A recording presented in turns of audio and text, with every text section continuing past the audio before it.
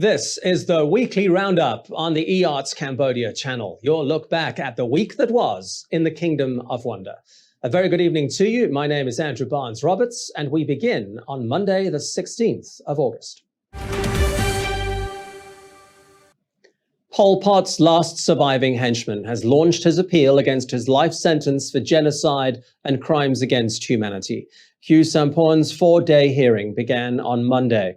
He first stated his intention to appeal in 2018 after being found guilty of genocide against the Cham Muslim minority and the Vietnamese people. His defense team told the court on Monday that that conviction had been made on insufficient grounds. EAC news reporter Reo Soko attended the start of the appeal hearing. The legal team of the former Khmer Rouge's head of state, Khieu Samphan, alleges there were not sufficient reasons for convicting Samphan or sentencing him to life in November 2018. Samphan's lawyer, Kung Sam-on, says that 3 days after Samphan was sentenced, they immediately filed an appeal which has taken almost 3 years to start. However, we would like to remind your honors that you did not decide on the merit of that judgment.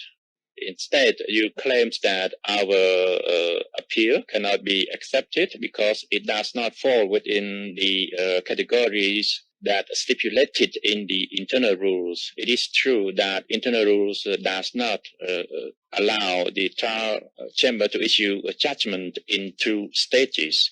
Rather, the internal rule clearly prohibits and clearly stated special rules for the announcement of the judgment, which require the reasons, and it has to be written on the day of the announcement. And based on the rule 101, on the format of the judgment shall be put in 2 parts. The trial chamber of the extraordinary chambers in the courts of Cambodia convicted Samphan of genocide, crimes against humanity, and grave breaches of the Geneva Conventions of 1949. The court found him responsible through his acts or omissions as part of a criminal enterprise for having planned, instigated, ordered, or aided and abetted or being responsible by virtue of superior responsibility for several crimes between April 17, 1975 and January 6, 1979. The crimes included murder, extermination, enslavement, deportation, imprisonment, torture, persecution on political and racial grounds, and of genocide by killing Vietnamese nationals and the members of the Cham community. The spokesman of the extraordinary chambers in the courts of Cambodia, Net Piektra, told EAC News that the appeal is set down for 4 days. The hearing of the Supreme Court chamber to listing the argument from the different party, from prosecutor, from co-lead lawyer, and from the defendant themselves, why they appeal against the judgment, especially from the defendants. Okay. So the defendant already present their argument in this morning about the rule from the trial chamber on the judgment, etc., the argument on the law and the order practice. Okay. And after 4 days of the hearing, Khieu Samphan need to wait, other party need to wait until the 4th trimester in 2022 to get the final judgment pronounced by the Supreme Court chamber. Piektra has added that apart from the 4-day scheduled hearing, the chamber has allocated Friday, August 20, as a reserved hearing day if required. After almost 3 years, Khieu Samphan's appeal against his life sentence has finally begun. But it will still a long way to go before he will know his fate. Monday was only the start of the 4-day hearing, and it won't be until the last quarter of next year when the court will hand down its ruling. Rhea Soko, EAC News at the Extraordinary Chambers in the Courts of Cambodia, Phnom Penh. The Taliban is back in power in Afghanistan. It recaptured the capital Kabul on Sunday and has declared that the war is over. It released a video statement on Monday saying its real test would now begin as it looks to meet people's expectations and resolve the country's problems. but the assurances have not stopped thousands of people trying to flee.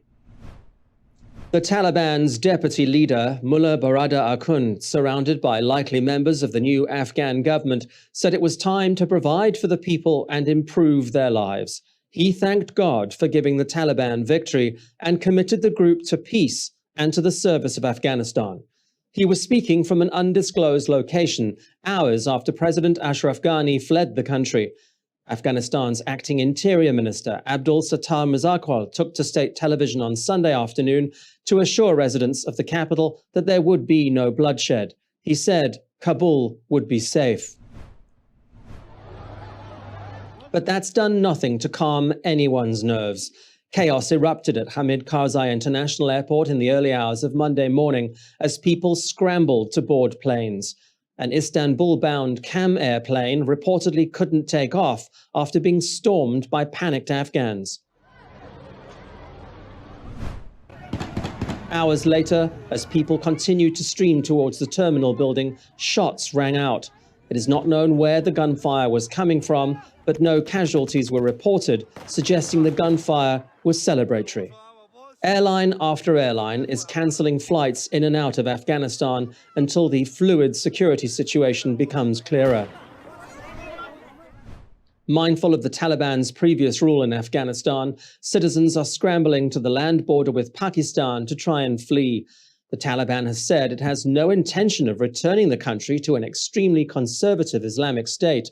But cities that fell before Kabul all reported women suddenly being banned from their places of work, girls being sent home from school, and public executions being carried out on anyone who dared to oppose the group.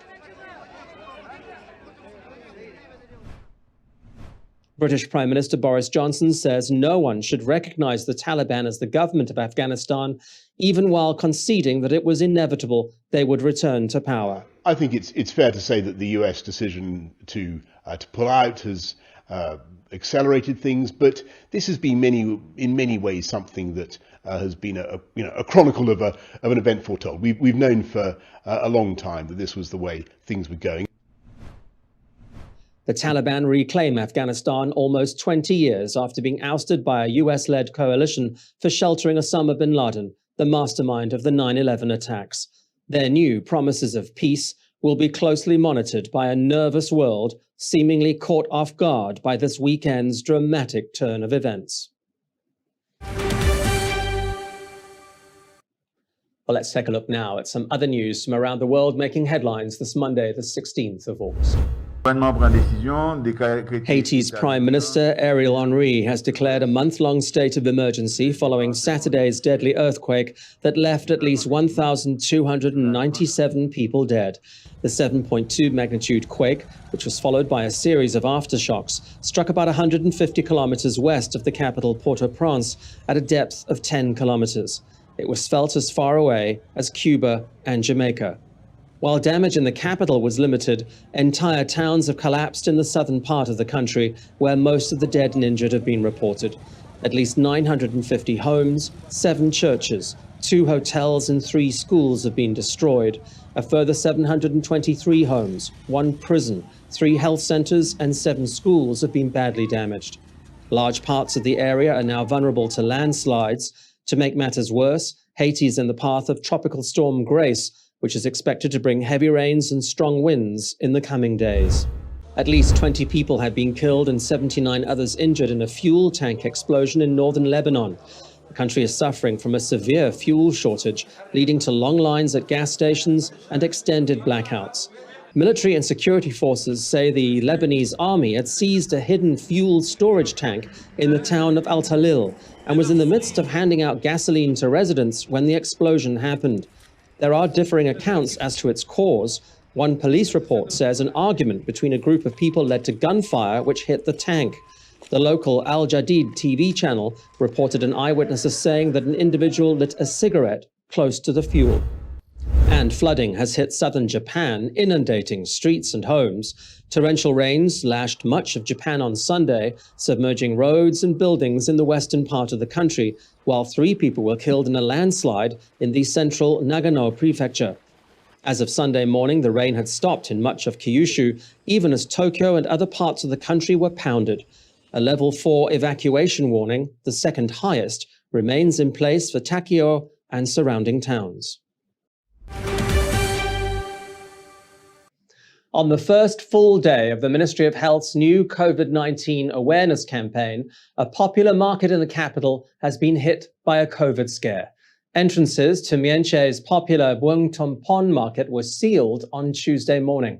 It is scenes like this that the new Together with Shared Responsibility to Contain COVID-19 campaign is hoping to put an end to. Barricades and tape, a sign that yet another area of the capital has been sealed off, however temporarily, with a suspected case of COVID-19 having been detected. The national campaign was launched on Monday, designed to heighten public awareness and reinforce safety measures across the country, especially with the number of Delta variant cases steadily climbing. Health Ministry spokesperson Dr. Or Van Dien banged the drum, saying preventative measures need to be seen as the new normal in our daily lives. Across Phnom Penh on Tuesday, it appeared that the message has sunk in, with the vast majority of people wearing masks and using the Stop COVID QR code. But social distancing remains a problem, most especially at markets and outside factories, where keeping a safe distance of at least 1.5 meters is nigh impossible. But the World Health Organization says the situation is improving in the kingdom. Country Representative Dr. Lee Ailan says the new campaign comes at exactly the right time, with COVID fatigue perhaps the biggest threat to getting past Cambodia's infamous 20 February community event. As the appeal hearing of Khieu Samphan continues, survivors of the Khmer Rouge say they trust the kingdom's laws to deal with him. Samphan is the last surviving henchman of Pol Pot and is appealing his life sentence for genocide and crimes against humanity. The appeal hearing has stirred up bitter memories for those who survived the Khmer Rouge, but they've told EAC News that the law must take its course. They spoke to EAC News reporter Ray Osoko. 3 women have shared their stories how they survived the Khmer Rouge regime.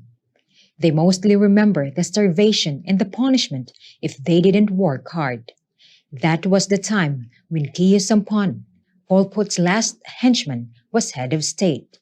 They say they followed the laws of Khmer Rouge in order to survive, and so this time they will let the laws of the kingdom punish him.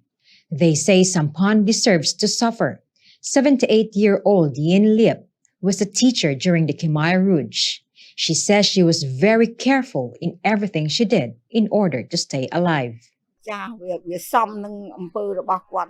Samphan deserves what he gets now. He is lucky that our government didn't execute him.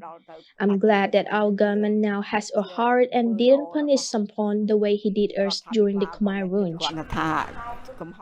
Another survivor, 57-year-old Niang, was a child during the regime. She still remembers the feeling of starvation. As what I can see, according to what he did to all Khmer citizens, it was too much. He deserved to be punished by life imprisonment. I would be happy if the government rejected his appeal. 61-year-old M7 says she worked hard on a farm to be able to get food. Life was not easy back then. They only gave us a cup of rice for 3 people. Now, as a citizen, I don't know what to say.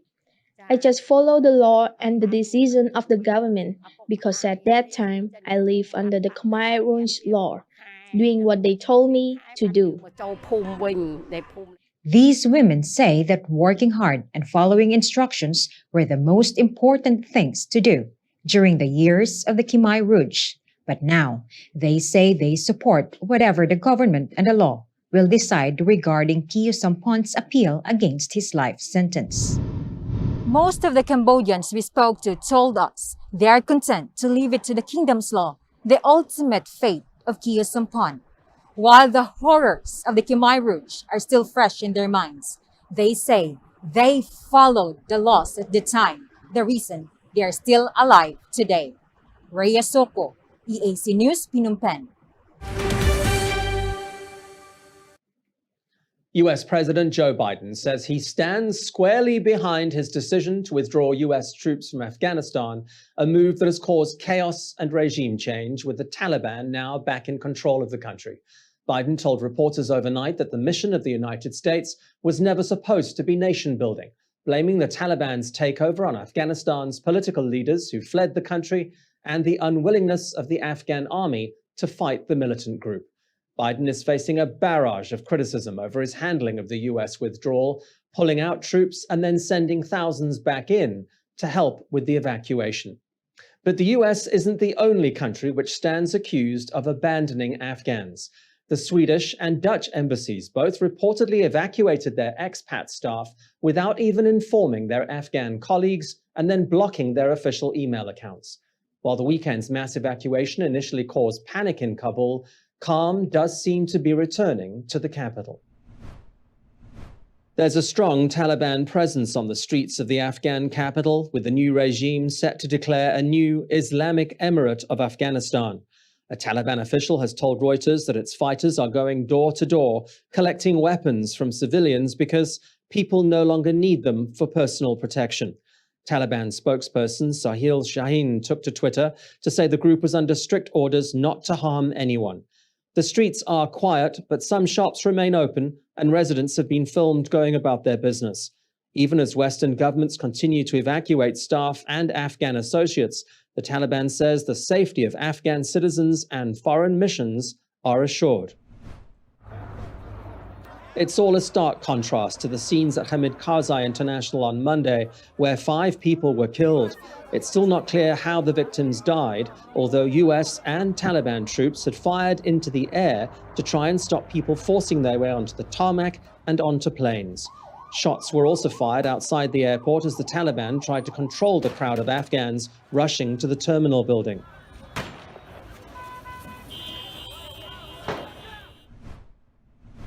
At the United Nations, an emergency meeting of the Security Council was called. It has urged the international community to provide humanitarian aid for the Afghan people. UN Secretary General Antonio Guterres called for a united effort to secure their basic human rights. Afghanistan's permanent representative to the UN, Ghulam Izachai, expressed what many governments around the world fear. We are extremely concerned about Taliban's not honoring their promises and commitments made in their statements at Doha and at other international fora. We've witnessed time and again how Taliban have broken their promises and commitments in the past. China's deputy representative, Geng Shuang, went as far as to urge the Taliban to make a clean break with its terrorist past and work with nations around the world to ensure a lasting peace for Afghanistan and its neighbors. Days after losing its co-founder to COVID-19, the Cambodian circus Phra Ponlu Selpak has received 4 prestigious Stevie Awards. They follow its 24-hour non-stop circus performance in March, going for a Guinness World Record for the world's longest circus show. EAC News reporter Reo Soko has the story. They've triumphed against the odds to win 4 golds at the Stevie International Business Awards. This is despite their most difficult 2 years ever because of the pandemic. And the news comes just days after losing their co-founder, Srey Bandaol, to COVID-19. Phra Ponlu Selpak has been recognized by the Stevie International Business Awards as Best Cultural Event 2021, Best Event for a Cause 2021, Best Communications Campaign for a Nonprofit 2021, and Best Fundraising Event 2021. Phra Ponlu Selpak's Executive Director Osman Hawaja says this year has been an emotional roller coaster.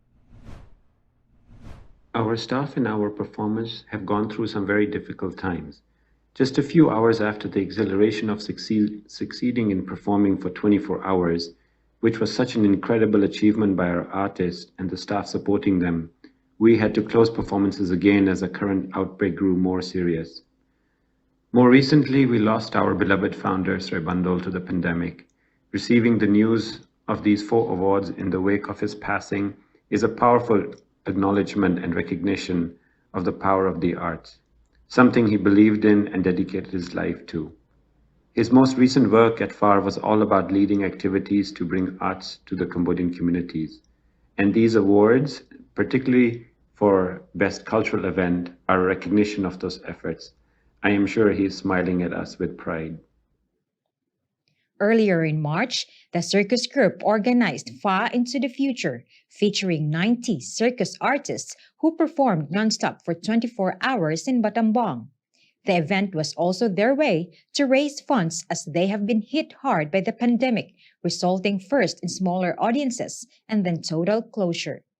Fa Punlu Silpa is still waiting for the committee of the Guinness World Records to finalize its assessment on their bid for world's longest circus performance. Rhea Soko, EAC News. The investment and advisory firm Mekong Strategic Partners says Cambodia will be able to reopen its economy to attract investment and tourists much earlier than its neighbors. It released a report on Tuesday entitled Vaccination Nation, hailing what it described as Cambodia's remarkable vaccine rollout that is dramatically outperforming that of even some developed countries.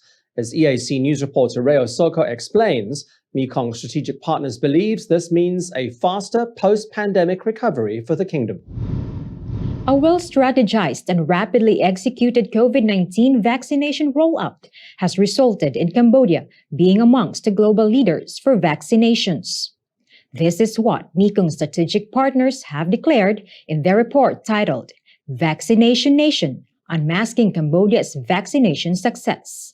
It makes a vaccination comparison between Cambodia and its neighbors, Vietnam, Thailand, Indonesia, Philippines, and Malaysia. It says that Cambodia's vaccination success is reflected in falling case numbers and a declining number of deaths.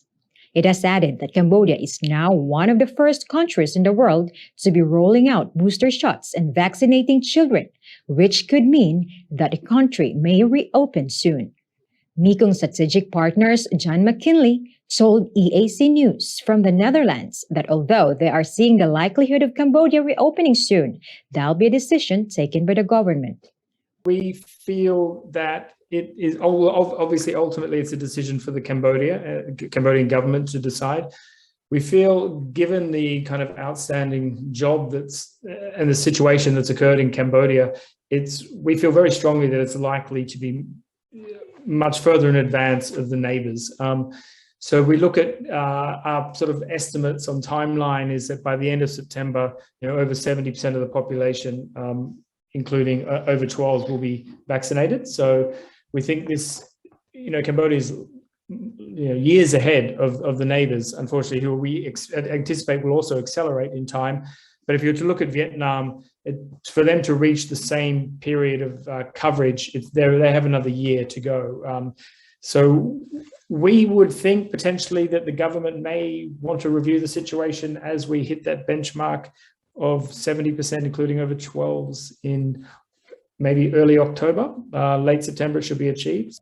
The report says the economic evidence also shows that high vaccination rates improve economic outlooks as well as health outcomes, with Cambodia on track for GDP growth above 6% in 2022. Rhea Soko, EAC News. The Taliban is striking a conciliatory note as it takes control of Afghanistan. It held its first media briefing in Kabul late on Tuesday, telling reporters that Afghans and the international community have nothing to worry about.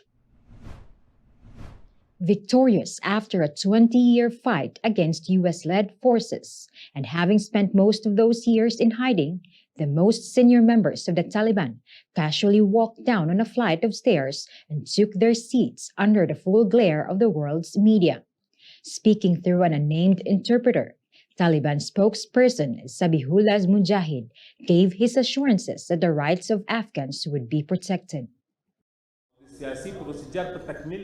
Women will be afforded all their rights, whether it is in work or other activities, because women are a key part of society.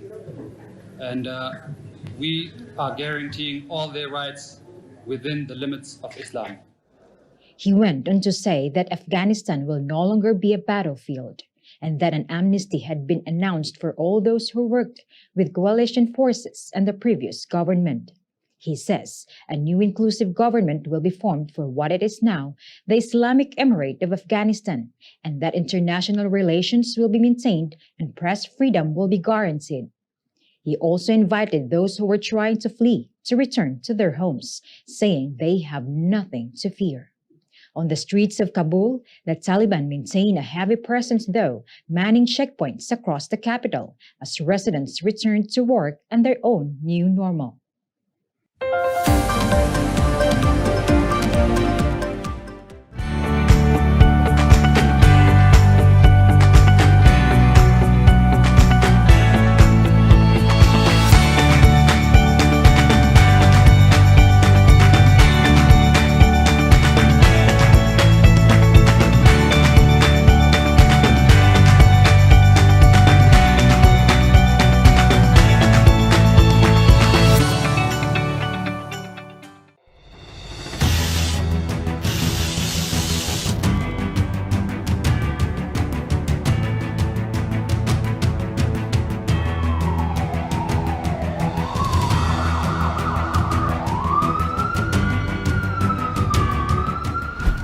EAC News fully supports the Royal Government of Cambodia's preventative and administrative measures against COVID-19.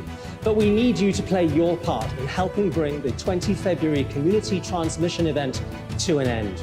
Wash your hands regularly, sanitize wherever possible. Keep an eye on your body temperature. Use the Stop COVID QR code and maintain a safe social distance. But above all, please, please, please, wear a mask. Only together can we beat COVID-19.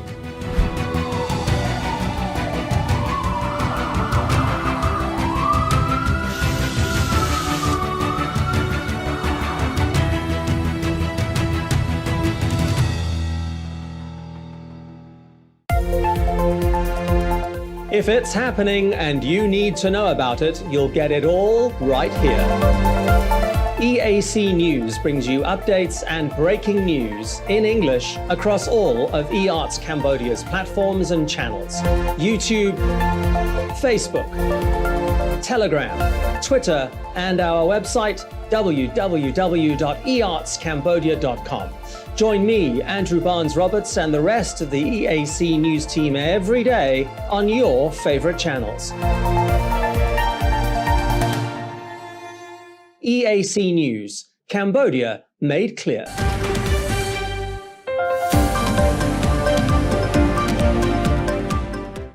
Pol Pot's last surviving henchman now has over a year to wait to learn if his appeal against his life sentence has been successful. Khieu Sampon's 4-day hearing came to an end on Thursday afternoon in the Supreme Court chamber of the Extraordinary Chambers in the Courts of Cambodia. The 90-year-old is serving a life term for genocide and crimes against humanity. EAC News reporter Reo Soko attended the final day of the hearing. Khieu Sampon has strongly denied all allegations against him, the accusations which saw him sentenced to life in prison. Facing international prosecutors on Thursday, Sampon says he was only ever protecting the Cambodian people, protecting them against an invading army. He is referring to the Vietnamese of whom he was accused of committing genocide. He claims he knew nothing about Pol Pot's crimes. He says even to this day, he has no idea where genocide or any crimes against humanity were actually committed. I declare that I cannot accept the accusation that I was involved in a plot to commit crimes against my compatriots, including the Chan or the Vietnamese. Many years after sitting as a defendant, at the end of this long case, it is important for me to inform you, and especially inform the Cambodian people, that I have never wanted to commit a crime against my compatriots or against anyone else. No matter what you decide, I will die in prison. I will die always remembering the suffering of my Cambodian people. I will die seeing that I am alone in front of you. I am judged symbolically rather than by my actual deeds. Samphan has highlighted that he only ever wanted the Kingdom of Cambodia to have independence and sovereignty, where his compatriots could live together in harmony. The national and international prosecutors have said Samphan played a big role in decision-making, with him being head of state during the Khmer Rouge. ពាក្យតងសវនាការនេះមានសារៈសំខាន់ដោយសារតែការកាត់ទោសនេះគឺសិតតែជាលោកខៀវសំផននេះគឺជាប្រមុខរដ្ឋអតីតប្រមុខរដ្ឋអញ្ចឹងចង់និយាយថាតឡាការកូនកាត់ផងយើងនេះគឺកាត់ទោសសិទ្ធិមេដឹកនាំកម្ពុជាដែលទទួលបន្ទុកសំខាន់នៅក្នុងរបបសម័យ75ដល់79ការដំណើរការនៃការកាត់ក្តីជនជាប់ចោតនេះសិទ្ធិមេដឹកនាំកម្ពុជានេះបើសិនជាយើងធ្វើប្រហែសអាចនឹងមានអសន្តិសុខអញ្ចឹងមានការគិតគូរវែងឆ្ងាយរបស់រាជរដ្ឋាភិបាលដឹកនាំដោយសម្ដេចដេកជោដៃមួយគឺរយុទ្ធធម៌ដល់ជនរងគ្រោះដែលឆ្លងកាត់ពីរបបបល្ល័យពូជសាសន៍ខ្មែរក្រហមនិយាយចំទៅប្រជាជនខ្មែរទូទាំងប្រទេសនឹងតែម្ដងហើយចំណុចទី2ទៀតគឺរក្សាស្ថិរភាពសន្តិភាពនយោបាយឲ្យបានពីព្រោះយើងធម្មតាយើងដឹងហើយថាវាមានតំបន់ខ្មែរក្រហមអតីតខ្មែរក្រហមនៅអញ្ចឹងការកាត់នេះគឺថានិយាយចំទៅគឺដោយភាពប៉ិនប្រសប់ដំណើរការទៅរលូនអត់មានស្អីដែលបន្ទូប្រទេសឲ្យធ្វើឲ្យមានអសន្តិសុខនៅក្នុងតំបន់មានការច្បាំងរាំងជលអីផ្ទុះអាវុធអីអាហ្នឹង According to court spokesperson Neth Piektra, it could be late next year before the court hands down its ruling, although National Co-Prosecutor Chia Liang says that they do not have a specific date, and while Samphan's age has to be considered, the matter must go through due process. His age has to be considered. The matter must go through due process. Khieu Samphan says that he is living his life in prison anyway. He cannot help but cry out loudly that the border problem between Cambodia and Vietnam still exists today. He insists that he committed no crime. But it'll up to the judges to examine all the grounds of Samphan's appeal and whether he'll end up dying in prison. Raya Soko, EAC News at the Extraordinary Chambers in the Courts of Cambodia, Phnom Penh. Cambodia has delivered its COVID-19 assistance to Myanmar. A government delegation led by Minister of Health Mam Bun Heng left Phnom Penh International Airport this morning. On board, cash aid and other medical equipment. The health minister was responsible for some precious cargo, $200,000 in cash along with 3 million face masks, 500,000 rapid test kits, 2,000 sets of PPE, 100 oxygen generators, 20 ventilators and 20 patient monitors. In offering the assistance earlier this week, Prime Minister Hun Sen also reconfirmed his pledge of $100,000 for Myanmar through the ASEAN Humanitarian Assistance Centre. That has now been matched by the Cambodian Red Cross in a donation to the Myanmar Red Cross. The cash and medical equipment couldn't have arrived soon enough in Myanmar, where COVID-19 cases are surging. As of Thursday, the country has 360,000 registered cases with 13,623 deaths. Back in June, barely 350 deaths had been reported. Now for a look at news making headlines around the world this Thursday, the 19th of August. We begin in Afghanistan, where the security situation is rapidly deteriorating after a calm that lasted barely 24 hours. At least 3 people have been killed in anti-Taliban protests in Jalalabad after trying to replace the Taliban's flag with the national flag in the city centre. The protests came amid news that an old resistance group called the Northern Alliance had been reformed and was advancing from the north. More trouble for the Taliban came from the man calling himself Afghanistan's rightful president, former Vice President Amrullah Saleh. Pictured here on the left, he says he's the country's rightful president after President Ashraf Ghani fled the country as the Taliban took control of the capital. Saleh took to Twitter from an undisclosed location to urge the armed forces and ordinary citizens to join the resistance. Security analysts fear Afghanistan is once again headed towards civil war. Tens of thousands of people in Argentina are staging protests throughout the country, demanding work for the unemployed and better housing. This march in the capital was convened by a group of social organizations and led by the Polo Obrero, a social organization affiliated to the left-wing Workers' Party. Protesters are also asking for more social programs, public works programs, and food assistance through soup kitchens. And Greek firefighters are at it again on the outskirts of Athens. They're battling a wildfire in one of the last remaining pine forests outside the capital. The village of Vilia, together with 6 others, has been evacuated along with a nursing home.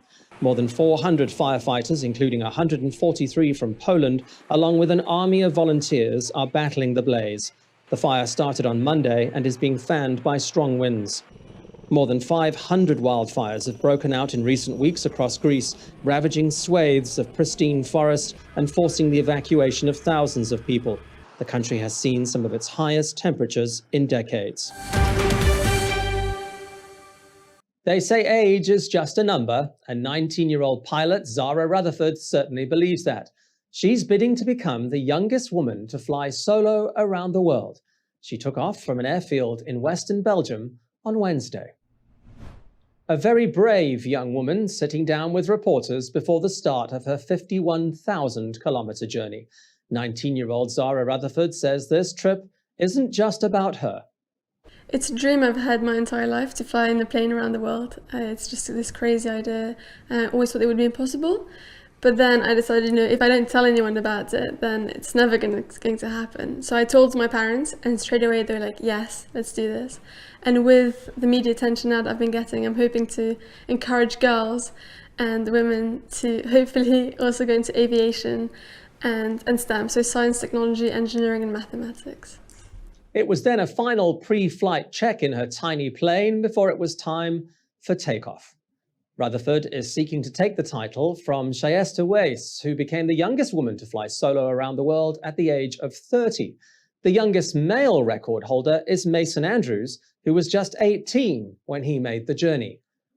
Rutherford will fly for about 5 hours a day and make a scheduled 52 stops on a journey that will take about 3 months.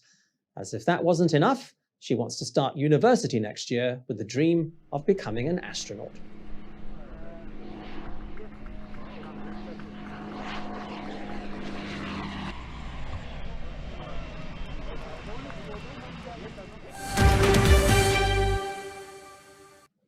Prime Minister Hun Sen has called for a united global effort in the fight against human trafficking and COVID-19.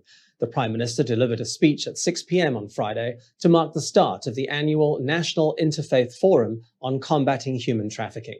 This year, the Prime Minister urged everyone to pray for humanity, with human trafficking as well as the pandemic continuing side by side. Following the Prime Minister's speech, bells and drums rang out across the country. EAC News reporter Reo Soko has the story. Drums and bells, the 2 main instruments signaling the celebration of the National Interfaith Forum on Combating Human Trafficking. It's an event that's been held every year in Cambodia since 2017. Held remotely this year due to COVID-19 restrictions on public gatherings, it was kicked off by the Prime Minister. In a speech addressed to His Majesty King Norodom Sihamuni, the Prime Minister asked all religious communities to unite in offering prayers to save humanity from human trafficking as well as COVID-19. In 2021, the COVID-19 crisis continues to spread, while human trafficking and transnational crime are also on the rise, and opportunists take every opportunity to take advantage of this difficult situation. I, Your Majesty, understand that the Interfaith Forum must be organized in a new way to remind the people of all nations and religions in the Kingdom of Cambodia, as well as the people of the world, to change and adapt to this new path in this COVID-19 period, with a strong emphasis on humanitarian spirit, compassion, respect for life, and dignity of humanity, ethnicity, and religion. On behalf of the Royal Government of Cambodia, I, Your Majesty, am proud to maintain the harmony of all religions in the Kingdom of Cambodia through active cooperation, especially the persistent implementation of culture sharing during this difficult situation. Prime Minister Hun Sen went on to call on all the kingdom's civil servants, institutions, national and international NGOs, civil society, the private sector, and all citizens to pray and commit to jointly eliminating the scourge of human trafficking. Minister of the Interior, Sa King, revealed in July that in the first 6 months of 2021, government intervened in over 100 more cases of human trafficking than when compared to the same period last year. In a Facebook post, he added that these activities included arranged illegal marriages and the illegal migration of workers abroad. Rhea Soko, EAC News. Despite the ongoing COVID-19 situation in the kingdom, food prices remain stable. This is one of the key findings in a report released by the United Nations World Food Programme in partnership with the Agriculture Marketing Office in the Ministry of Agriculture, Forestry and Fisheries. It says the national average retail prices for most key food commodities have shown only small fluctuations in both rural and urban markets. EAC News reporter Rhea Soko has the details. The National Food Price Trend Analysis shows that since January last year, domestic food prices have remained pretty stable. They did start to increasing last March when the pandemic first started, but then dropped again in January, just before the February 20 community transmission event began. With border closures and preventative measures disrupting supply chains, most basic commodities are up compared to the same period last year. The report specifies the prices of duck eggs, snakehead fish, and vegetable oil, but the price of pork and rice have dropped. Despite the continuing impact of COVID-19, the report shows that Cambodia's aggregate statistics of trade and agricultural production remain favorable. Although ongoing preventative measures means customer traffic at markets continues to drop, especially in the capital. The World Bank has estimated that the kingdom's GDP growth contracted by 3.1% in 2020, but is expected to grow by 4% in 2021. Lockdowns, curfew, closures of high-risk businesses and borders. These are just some of the preventative measures that have affected the Cambodian economy. But the government has been quick in providing aid, especially in its cash support program. The Cambodian economy remains resilient. Rhea Soko, EAC News, Phnom Penh. Well, let's take a look now at news making headlines around the globe this Friday, the 20th of August. Afghanistan's Independence Day, celebrating its break from Britain in 1919, was marred by violence. Protesters took to the streets of more Afghan cities on Thursday as opposition to the Taliban spreads, with this group in the capital parading a long national flag through the streets.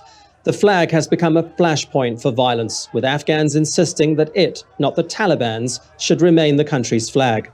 Protesters have shouted, "Our nation, our flag," as they've marched in cities across the country just days after the Taliban takeover. They want assurance from the Taliban that they will not return to the brutal style of their previous rule between 1996 and 2001, when they severely restricted women's rights, staged public executions, and blew up ancient Buddhist statues. Over a dozen people have already been killed in scuffles over the flag nationwide. In the eastern town of Asadabad, several people were shot by the Taliban after tearing down its white flag in a city square.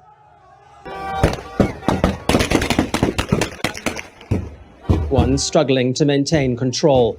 US forces fired tear gas and shots into the air to disperse crowds of Afghans at Hamid Karzai International Airport.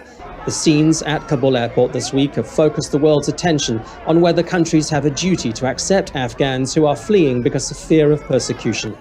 The evacuation of Western citizens and Afghans who work for foreign governments continues.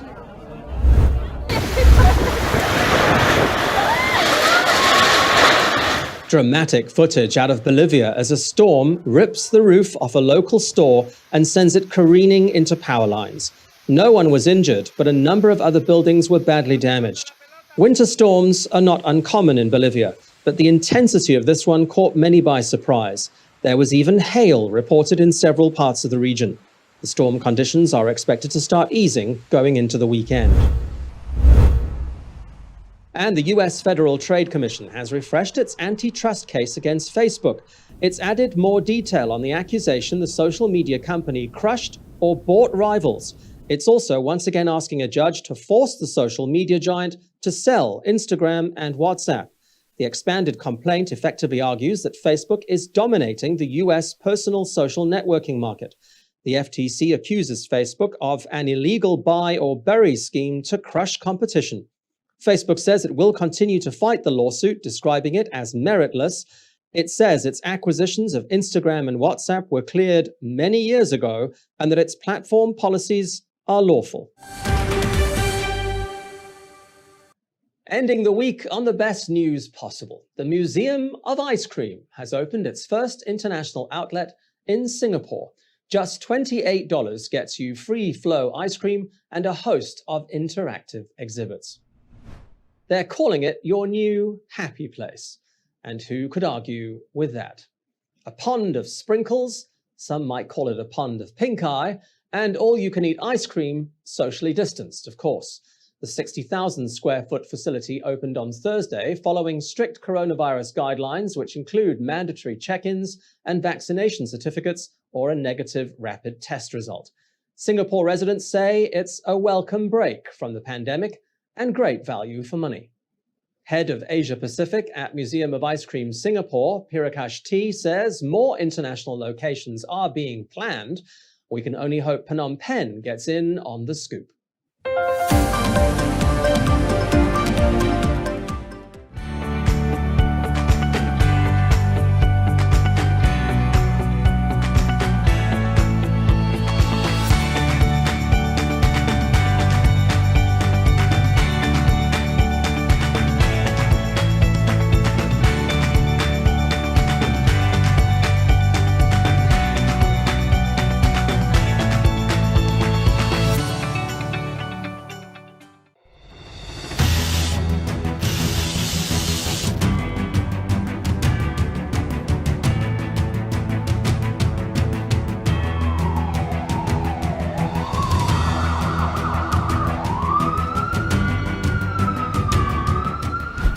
EAC News fully supports the Royal Government of Cambodia's preventative and administrative measures against COVID-19. But we need you to play your part in helping bring the 20 February community transmission event to an end. Wash your hands regularly, sanitize wherever possible. Keep an eye on your body temperature. Use the Stop COVID QR code and maintain a safe social distance. But above all, please, please, please, wear a mask. Only together can we beat COVID-19.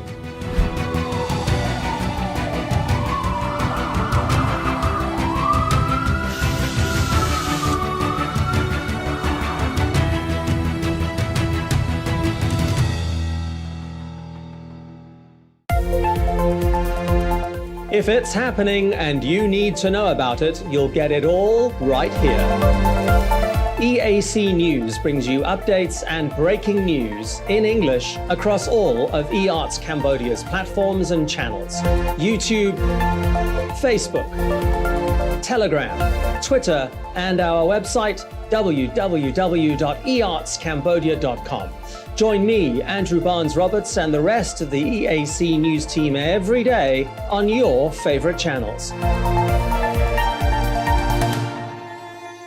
EAC News, Cambodia made clear.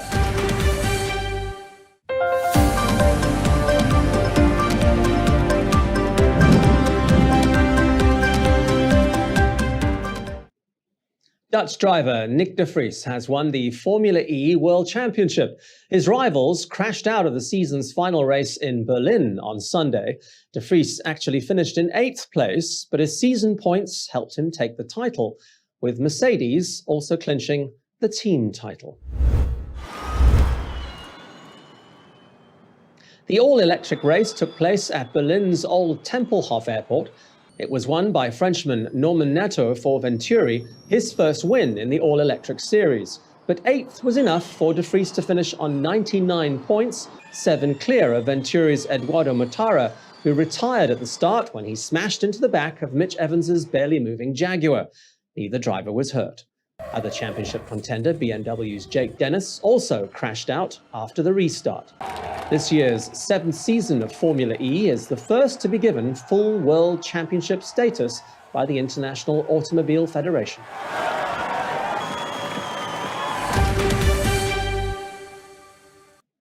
Chelsea's returning striker Romelu Lukaku says coming back to the London club at this point in his career is the chance of a lifetime. He was formally reintroduced to the media as a Chelsea player on Monday. Lukaku says he's looking forward to returning to play for the team where he said he learned the basics. He says now at 28, he's a totally different player, having become a father since he was last with the club. As a person, you have to dream and, but you have to set yourself targets as well. And the opportunity came along, I think, at the right time because, the club wants to keep winning. And, you gave me an opportunity. And I think for me, the way how my career has been going the last few years, I think it was the chance of a lifetime. So, now it's time to put those words into practice on the pitch and, keep working and, hopefully winning as well. Chelsea will be hoping he'll do some winning too. They've paid a club record of $135 million for a 2-year contract with the option of a 3rd year, all going well on the pitch. The Tokyo Paralympics begin next Tuesday and the torch relay is on its final stretch. It's making its way through the last 3 of 47 prefectures on its way to the capital. But as with the Tokyo Olympics, the pandemic is playing havoc with planning. COVID-19 restrictions meant a portion of Tuesday's relay was reduced to a ceremony at the Yotsuike Park Athletic Ground in the city of Hamamatsu. Torchbearers who were supposed to carry the torch from Atami to Shizuoka instead ran around a track before passing the flame on with a so-called torch kiss. Other torch events took place as planned, albeit with reduced numbers of spectators. The Paralympics, like the Olympics, will take place largely without spectators. The Japanese government is set to extend its COVID state of emergency, not only in the capital, but other regions of the country as well. Organizers say school children will still be able to attend some events, though, as long as proper safety measures are in place. Italy's standout star from Euro 2020, Manuel Locatelli, has completed his loan move to Juventus from Turin's Sassuolo. The deal includes a $40 million obligation to buy the player at the end of the 2022-23 season, with terms and conditions. The 23-year-old midfielder scored twice in Italy's 3-0 group stage win over Switzerland to help it secure a berth in the last 16. It was a pivotal game, with Italy going on to win the tournament. Locatelli has scored 3 times for Italy in 15 appearances. He's a welcome addition at Juventus, with it having endured a difficult campaign last season. The defending champions finished 4th in Serie A. They begin their 2021-22 season at Udinese on Sunday. Belarusian sprinter Kristina Szymanowska, who effectively defected during the Tokyo Olympics, says she plans to apply for Polish sporting citizenship so that she can run for the country. The 24-year-old sat down with the BBC in Warsaw. She says she hopes her application can be speeded up, as the process for sporting citizenship in Poland can take up to 3 years. Szymanowska was the biggest headline of the Tokyo 2020 Olympics. After criticizing her coaches on Instagram for not doing enough to combat doping, she was forcibly taken to the airport for a flight back to Belarus. After refusing to board, she fled to the Polish embassy in Tokyo and applied for asylum. She was due to fly directly to the country from Japan, but ended up flying to Poland via Vienna, owing to concerns for her safety. She says Poland will now be her permanent home, and she wants to compete for the Polish national team as soon as possible.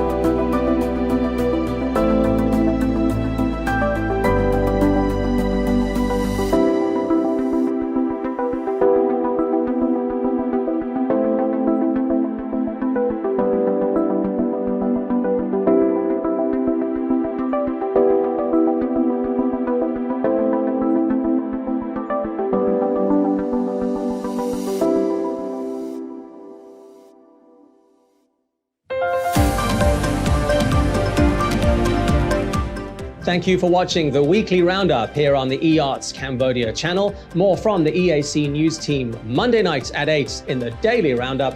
I will see you then.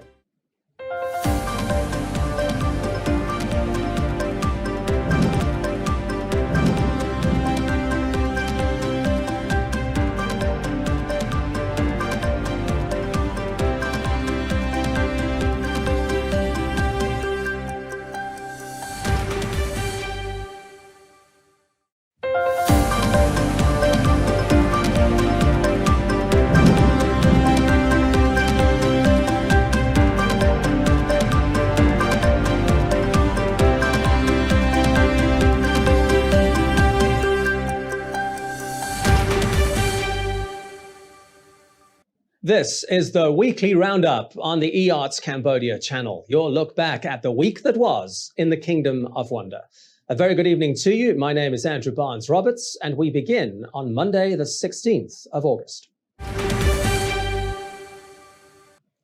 Pol Pot's last surviving henchman has launched his appeal against his life sentence for genocide and crimes against humanity.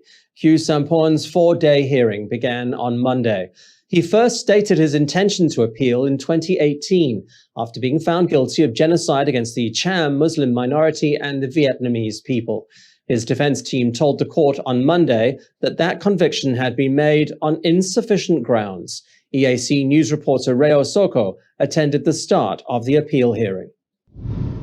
The legal team of the former Khmer Rouge's head of state, Khieu Samphan, alleges there were not sufficient reasons for convicting Samphan or sentencing him to life in November 2018.